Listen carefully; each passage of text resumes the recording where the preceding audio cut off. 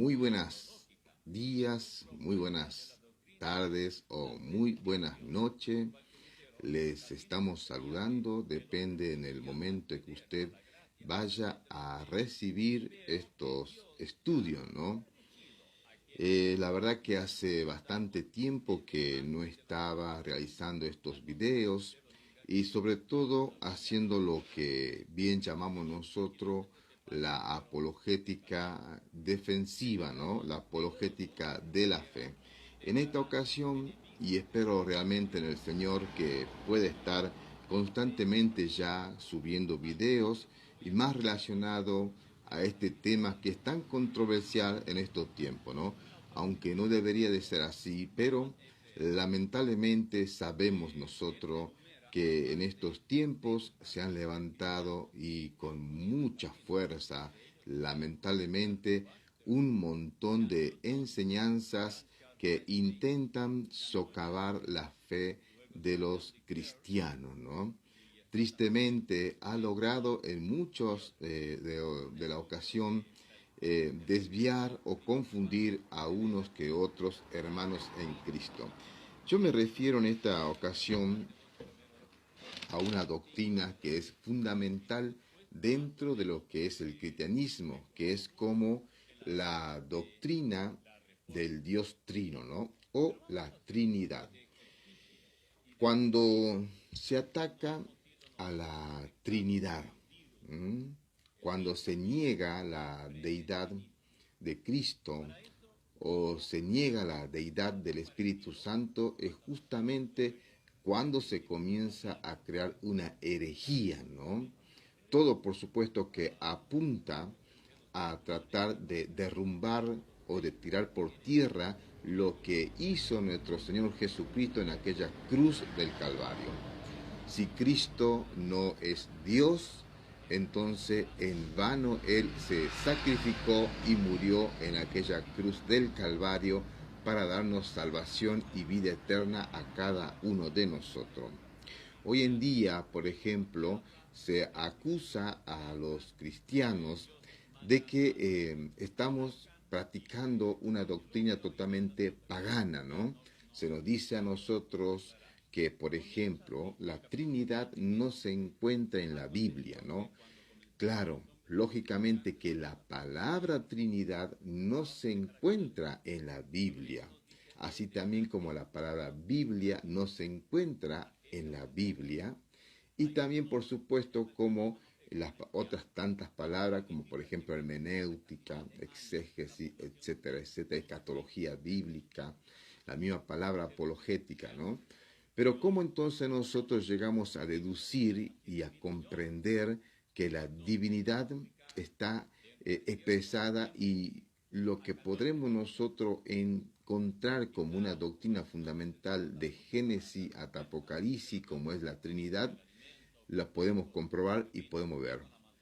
Justamente a través del estudio de la palabra de Dios, a través de poder comprender en su panorama completo, y encontramos de una manera explícita e implícita la doctrina del Dios Trino, ¿no?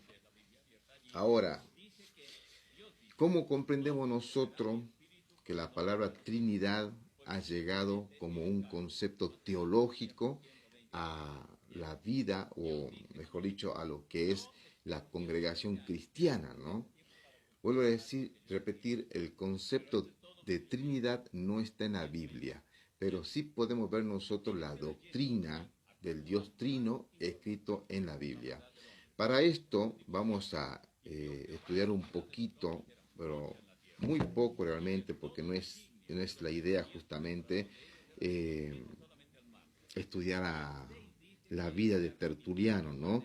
Que Tertuliano justamente fue el que patentó, podríamos decir de esa manera, la palabra Trinity, que por supuesto luego nosotros la hemos utilizado dentro del contexto teológico, Trinidad. De esa manera se nos hizo más fácil para nosotros poder encontrar o comprender este mismo concepto bíblico que encontramos desde Génesis hasta Apocalipsis, como es el Dios Trino, ¿no? La divinidad. ¿Quién era Tertuliano? Bueno, Tertuliano es conocido en la historia de la iglesia como el padre de la teología, ¿sí? Ya que fue el primer líder de la iglesia que escribió sus obras y la escribió precisamente él en latín, ¿no? La mayor parte de sus escritos fueron en defensa del cristianismo, contra la persecución desde fuera o la herejía desde dentro, ¿no? Ese fue justamente lo que él hizo en cuanto a la defensa del Evangelio, ¿no? Tuvo una enorme influencia en la iglesia primitiva y gran parte de esa influencia se puede ver hoy en día.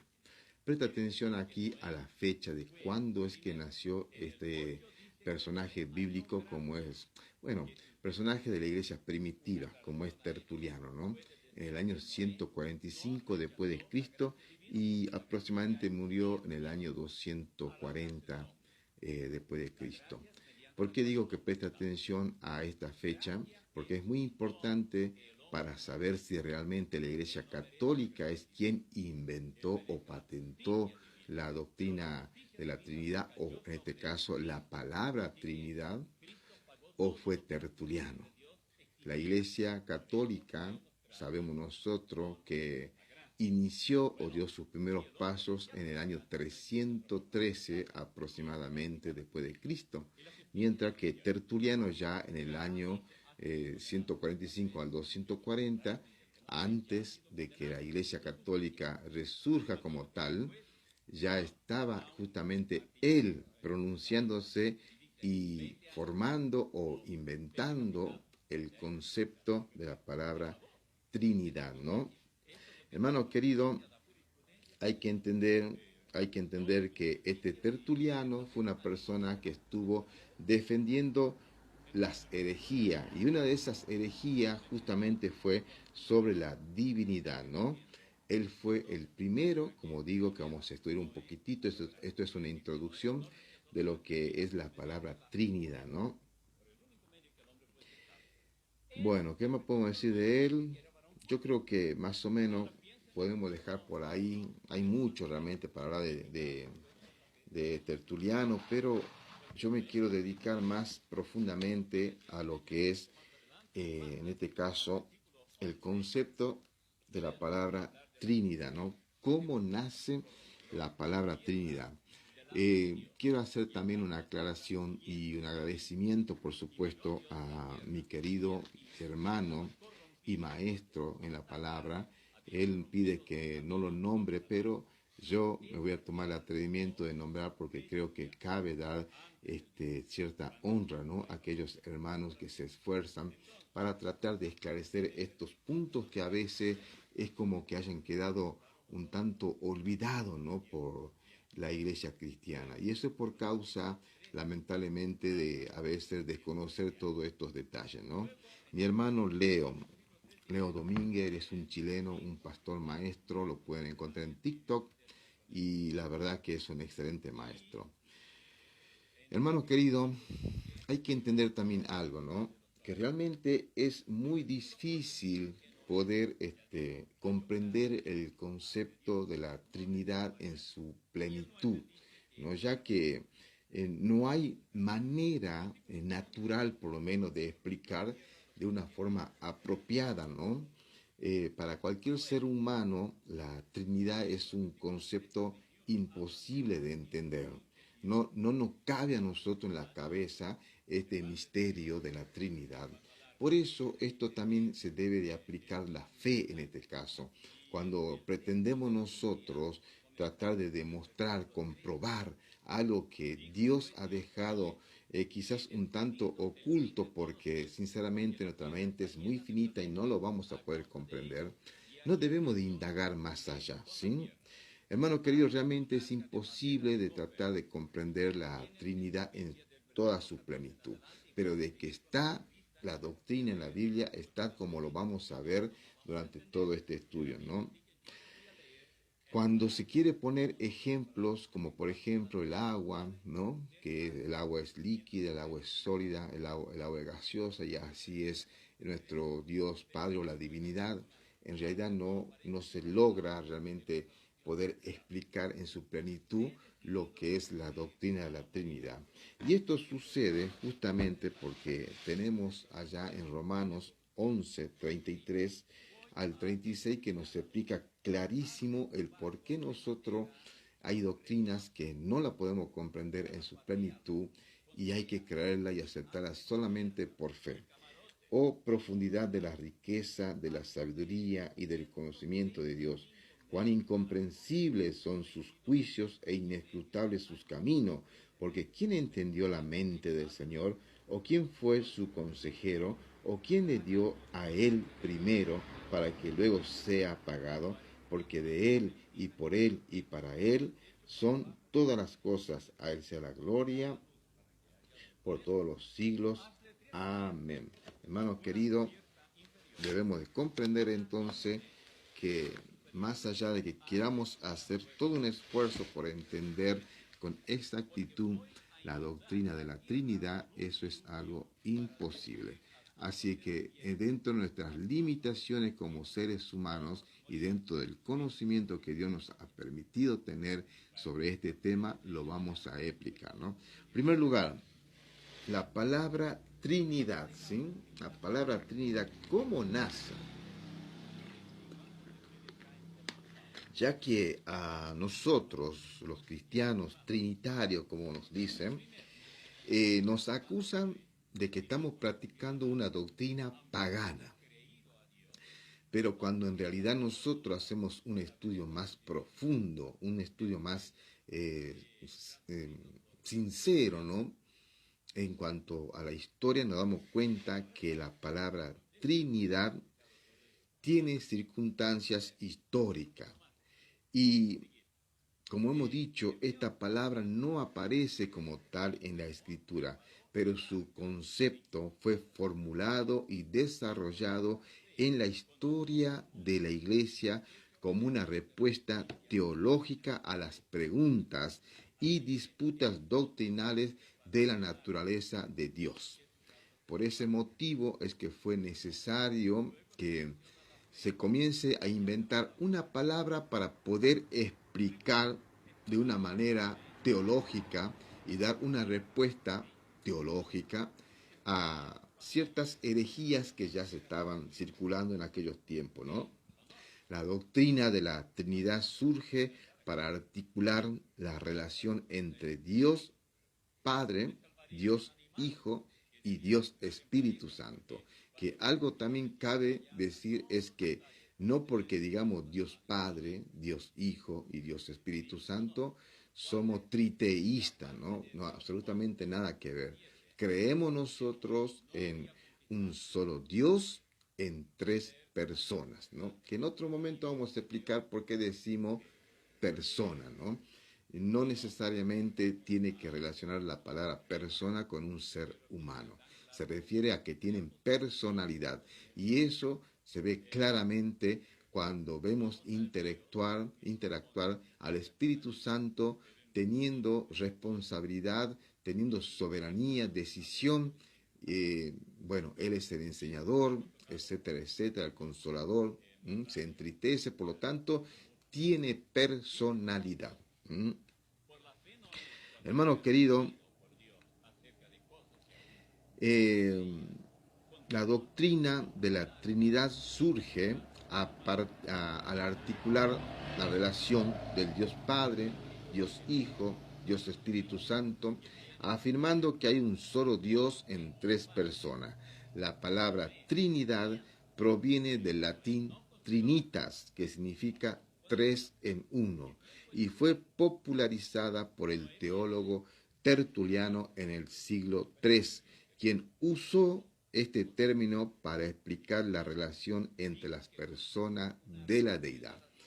Aquí usted se va a dar cuenta entonces que no fueron los católicos quienes inventaron la palabra Trinidad, sino más bien fue este teólogo del siglo III, que hemos visto que murió en el año 240 aproximadamente, antes que la Iglesia Católica comience a surgir como tal, ¿no? Por lo tanto, el que ha creado este concepto para dar una respuesta teológica a las preguntas y a las disputas doctrinales de aquellos tiempos fue justamente Tertuliano. Ahí, por ejemplo, podemos totalmente desmantelar esas acusaciones falsas que se han levantado contra aquellos que defendemos y creemos en este Dios trino. Hay circunstancias que son históricas, ¿sí? En los primeros siglos del cristianismo, la comunidad cristiana tenía que definir y defender su fe en un contexto de diversidad teológica y filosófica, como hoy en día. Hoy lamentablemente también está exactamente lo mismo, ¿no? No ha cambiado mucho que digamos el panorama de lo que vendría a ser el cristianismo, ¿no? El mundo cristianismo. No vamos a hablar del cuerpo de Cristo porque el cuerpo de Cristo tiene claro este concepto, pero el mundo cristiano o los cristianos nominales lamentablemente no todo lo tienen claro, ¿no? Hermanos queridos, los primeros cristianos veían la relación entre Jesús y Dios el Padre en términos de una unidad divina. Y es así como lo seguimos viendo nosotros, aunque no estaba plenamente definida en términos doctrinales. Como lo digo, los primeros cristianos, incluso podríamos decir que hasta los apóstoles, ellos no conocían el término o este concepto de Trinidad o Trinity, pero sabían perfectamente bien de la existencia doctrinal y fundamental de la Trinidad, de la divinidad de Dios. Eso ellos lo conocían, pero se necesitó esta palabra Trinidad o Trinity justamente, como hemos dicho, para dar esa respuesta a todas las disputas teológicas que había en aquellos tiempos, ¿no? El Evangelio de Juan, ¿sí? El Evangelio de Juan, Jesús hace afirmaciones sobre su unidad con el Padre, ¿m? Como por ejemplo hay en Juan capítulo 10, versículo 30, que es clarísimo también este versículo, que dice, yo y el Padre uno somos. ¿Cómo pueden refutar a ese texto bíblico cuando vemos claramente a dos personas y a la misma vez afirmando que son uno? Yo y el Padre uno somos. Y en eso creemos, hermanos queridos, en eso creemos. También en Juan, capítulo 1, versículo 1, se presenta una relación íntima y única. En el principio existía el Verbo, y el Verbo estaba con Dios, y el Verbo era Dios, no un Dios como dicen los mal llamados testigos de Jehová. Era Dios. Acá tranquilamente vemos nosotros en esta afirmación que han sembrado justamente la base para una comprensión de Jesús como divino y al mismo tiempo distinto al Padre, no como dicen en la secta de los unicitarios o unitarios, creo que son solo Jesús, que ellos dicen que Jesús Padre, Jesús Hijo, Jesús Espíritu Santo. No, acá vemos claramente esa distinción. Yo y el Padre uno somos. Claramente vemos nosotros esta afirmación donde se han sembrado esa comprensión de que Jesús es divino y al mismo tiempo es distinto al Padre, ¿sí? Todo esto, todo este conflicto de aquellos tiempos, ¿no? Que uno puede decir, ¿cómo suceden estas cosas? Justamente hablando con un hermano en Cristo, aunque sabemos nosotros cómo surgen todas estas herejías, y solamente cabe en una mente que está totalmente rebelde y no quiere aceptar la palabra escrita de Dios de una manera natural y simple. Y necesita sí o sí buscarle, como quien diría, la quinta pata al gato. Hermano querido, es sencillo entender por qué hay tanta herejía, porque se ha abandonado lo que son los estudios bíblicos y además de eso no tienen la regeneración del alma, no tienen el Espíritu Santo. Por lo tanto, es así como erran en estas enseñanzas, ¿no? En aquellos tiempos, el auge del gnosticismo realmente fue un gran desafío para la fe cristiana, ¿no? Este escrito continúa diciendo lo siguiente. En el siglo II, el movimiento gnóstico comenzó a influir en algunos sectores de la Iglesia. El gnosticismo enseñaba que el mundo material era corrupto y que sólo el mundo espiritual era bueno. Los gnósticos también afirmaban que Jesús no era verdaderamente humano, sino un ser espiritual que sólo parecía tener un cuerpo físico. Ahí se dan cuenta ustedes de la herejía, ¿no? Y esto me recuerda, por supuesto, cuando Juan afirma y dice que aquel que niega que el Cristo vino en carne es el anticristo, ¿no? Acá están ellos, los gnósticos, que niegan que Cristo tenía un cuerpo de carne, sino que más bien dice que tenía un cuerpo espiritual, ¿no? Esta visión comprometía la enseñanza apostólica sobre la humanidad y divinidad de Jesús. Frente a estos desafíos, los primeros teólogos cristianos comenzaron a formular una teología que preservaba la plena divinidad y humanidad de Cristo y que protegiera la unidad del Dios. Tertuliano, quien acuñó la palabra trinitas, fue uno de los primeros en responder a estas herejías, insistiendo en la distinción de persona en la deidad sin comprometer la unidad. Ahí está ese conflicto que había en aquellos tiempos. Vemos a estos gnósticos, por supuesto, rechazando la divinidad de nuestro Señor Jesucristo, ¿no? Por ese motivo tuvo que surgir este teólogo para inventar, podríamos decir, esta palabra Trinity, que luego es Trinidad, para justamente dar una respuesta teológica a todo este tipo de problema que estaba sucediendo en aquellos tiempos, ¿no? La controversia ariana y el concilio de Nicea. En el siglo IV el cristianismo enfrentó una de sus controversias teológicas más intensas sobre la naturaleza de Cristo, que es el arianismo, ¿no? Esta doctrina fue promovida por Ario, un presbítero de Alejandría que enseñaba que el Hijo no era coeterno con el Padre. Qué tremendo, hermano querido. Ustedes pueden observar todas estas herejías desde cuando comenzó a gestarse, ¿no? Y hoy en día lo podemos ver reflejado tranquilamente. Hay muchas sectas que dicen que Jesucristo no es Dios, no es divino. Y cuando aceptamos eso, estamos diciendo entonces que el que murió en la cruz, el que derramó su sangre, hermano querido, en la cruz, no fue Dios y no fue suficiente su sangre para realmente a nosotros limpiarnos de nuestro pecado. Tremendo, hermano querido.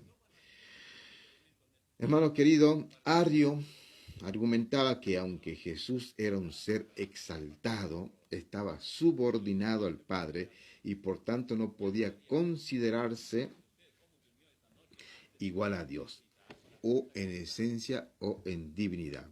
Según el pensamiento ariano, solo el Padre era verdaderamente eterno, increado e inmortal. El Hijo, aunque exaltado por encima de la creación, tenía un principio y no compartía la misma esencia divina que el Padre. Tremendo, ¿no? Acá ya vemos reflejado claramente las sectas de los unicitarios, la unicidad, también vemos reflejado a los testigos de Jehová y mire tantas otras, los mormones, también podemos ver incluso sectas como algunos adventistas del séptimo día, ¿no?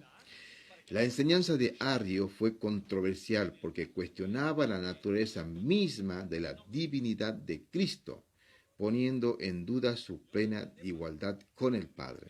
Por eso es que usted va a escuchar en estos sectarios decir que Cristo no era divino, no era Dios, sino que era una persona buena, una persona que era exaltado por el Padre, un hombre perfecto, pero nunca se van a dirigir como Dios, un profeta, un ángel incluso dicen, ¿no? Qué tremendo.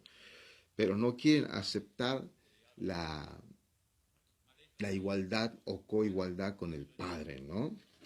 Este pensamiento arriano se basaba en textos como Colosenses 1:15, donde Pablo llama a Jesús el primogénito de toda creación, ¿no? Interpretación que los seguidores de Ario consideraban como evidencia de que el Hijo fue creado por Dios y por lo tanto inferior al Padre. Además, se apoyaba en textos como Juan 14:28, donde Jesús dice, el Padre es mayor que yo. Desde la perspectiva ariana, estos pasajes sugerían que Jesús era un ser creado que no poseía la misma divinidad que el Padre. Ustedes saben que una de las características, hermanos queridos, que existen dentro de estos sectarios es justamente que ellos tocan textos aislados, nunca lo tocan en sus contextos, ¿no? Por ejemplo, la doctrina de que Jesucristo es Dios, es divino, no descansa en 2 o 3 versículos aislados, descansa en la armonía de los 66 libros de la Biblia. Por eso es que hay muchísima más evidencia bíblica de que Cristo es coigual a Dios el Padre. No, pero a la misma vez, por supuesto, como hemos dicho nosotros, es totalmente diferente, ¿no? No es que es la misma persona. Terminemos un poquito ya con esto que continúa diciendo lo siguiente está escrito. Sin embargo, muchos teólogos cristianos se pusieron enérgicamente a esta enseñanza, ¿no? Argumentaban que si Jesús no era plenamente Dios, la salvación misma quedaba comprometida. Solo un Salvador completamente divino podría redimir a la humanidad del pecado de manera efectiva. Y es lo que creemos y lo que estamos diciendo, ¿no?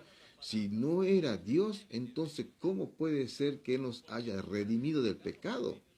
Solamente Dios tuvo que humanarse para liberarnos del pecado y darnos vida eterna. Por eso digo que es una doctrina totalmente herética y muy peligroso para aquellos que abrazan esta doctrina y no se arrepienten, caen en el peligro de estar anatematizándose. Tremendo.